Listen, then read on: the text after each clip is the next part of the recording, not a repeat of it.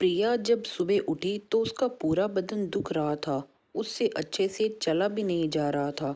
उसे लगा कि शादी की थकावट की वजह से इतनी थकान लग रही होगी, पर उस रात की सच्चाई कुछ और ही थी। प्रिया एक बहुत ही अच्छे घर की लड़की थी। उसने कई सारी डिग्रियां ले रखी थी। घर में किसी भी चीज की कमी नहीं थी, फिर भी वह अपने पैरों पर खड़ा होना चाहती थी, क्योंकि उसे यही लगता था कि जिंदगी का कोई भरोसा नहीं है। जो आज है वो कल हो ना हो। इसीलिए प्रिया ने एक बड़ी कंपनी में अप्लाई कर दिया और कुछ ही दिनों में उसके घर पर ज्वाइनिंग लेटर भी आ गया था।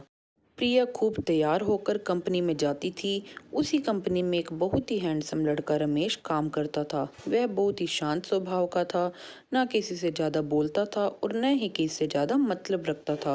वह अपने काम से काम रखता था।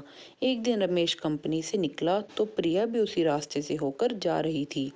रास्ते में प्रिया ने देखा कि रमेश गुरुद्वारा के बाहर बैठे बच्चों को खाना खाने के पैसे दे रहा था। यह दृश्य देखकर प्रिया बहुत खुश हुई। प्रिया ने सोचा कि रमेश आज ही ऐसा कर रहा है या पर रमेश का यह तो रोज का ही काम था। वह हर रोज गरीब बच्चों को खाना खाने के लिए पैसे देता था। प्रिया को रमेश की ऐसी आदत देखकर उससे प्यार हो जाता है। और प्रिया रोज सोचती है कि आज मैं रमेश से अपने दिल की बात कह दूंगी कि मैं उससे प्यार करती हूँ, पर शर्म की वजह से बोल नहीं पाती। एक दिन प्रिया कॉफी लेकर रमेश के कैबिन में गई और रमेश को कॉफी का ऑफर दिया तो रमेश ने हाथ बढ़ा दिया। उसी दिन से दोनों में दोस्ती हो गई। अब रमेश और प्रिया साथ साथ रहने लगे, साथ में ऑफिस जाना, साथ में ही लंच करना वगैरह वगैरह। रमेश को भी प्रिया से हल्का हल्का सा प्यार हो गया था, पर वह भी बताने से डरता था। एक दिन प्रिया ने हिम्मत करके रमेश को प्रपोज कर दिया और रमेश ने प्रिया का प्रपोजल तुरंत स्वीकार कर लिया और दोनों खुशी खुशी एक दूसरे के गले लग गए। दोनों में प्यार हुए लगभग 6 महीने बीत गए, पर अभी तक किसी ने अपने घर नहीं बताया था अपने रिश्ते के बारे में। एक दिन रमेश की माँ बोली, मेरी सहेली की बेटी खुशबू आ रही है, उसे देख लेना, मैंने उससे तुम्हारी शादी तय कर दी है।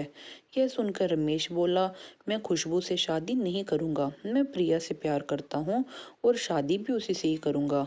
यह सुनकर रमेश की माँ को बुरा लगा, पर अपनी बेटी की जिद की वजह से वह मजबूर हो गई। रमेश की शादी प्रिया से तय कर दी गई।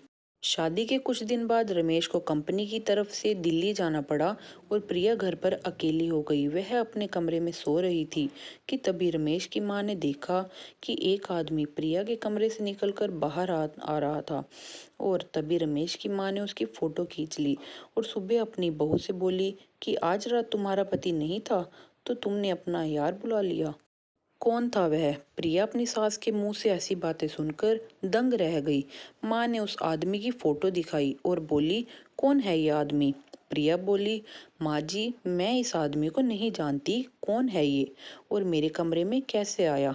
सास ने अपनी बहू को धक्के मारकर घर से बाहर निकाल दिया और कहा, मैं ऐसी औरत को अपने घर पर बिल्कुल भी नहीं रख सकती हूँ। 2 दिन के बाद जब पति घर आया तो उसकी माँ ने रमेश को खूब उल्टा सीधा भर दिया और रमेश ने भी प्रिया को फोन करके कह दिया कि तूने मुझे धोखा दिया है, अब मेरे घर में भी कभी मत आना। कुछ दिनों के बाद प्रिया को वही आदमी बाजार में मिल जाता है और प्रिया उससे पूछ बैठती है कि तुमने उस दिन मेरे साथ क्या किया था, तो उस आदमी ने सच सच बता दिया था कि मैंने उस रात तुमको छुआ तक नहीं था।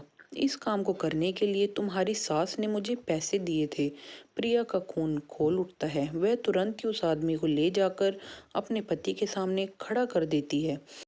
प्रिया की सास उस आदमी को देखकर डर जाती है। प्रिया उस आदमी से कहती है कि उस रात तुम मेरे कमरे में कैसे आए, सब कुछ सच सच बताओ।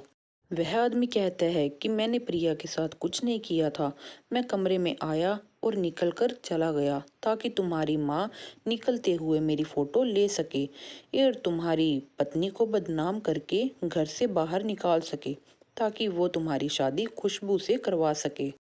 इस काम को करने के लिए तुम्हारी माँ ने मुझे पैसे भी दिए थे। इतना घिनौना सच जानकर रमेश को अपनी माँ के ऊपर बहुत ज्यादा गुस्सा आता है और कहता है कि माँ, तुमसे मुझे ऐसी उम्मीद नहीं थी। उसकी माँ सभी से बहुत माफी मांगती है, पर रमेश उस घर में नहीं रुकता। वह प्रिया को लेकर दूसरे शहर में चला जाता है। क्या माँ को ऐसा करना चाहिए था? माँ तो ऐसी नहीं होती।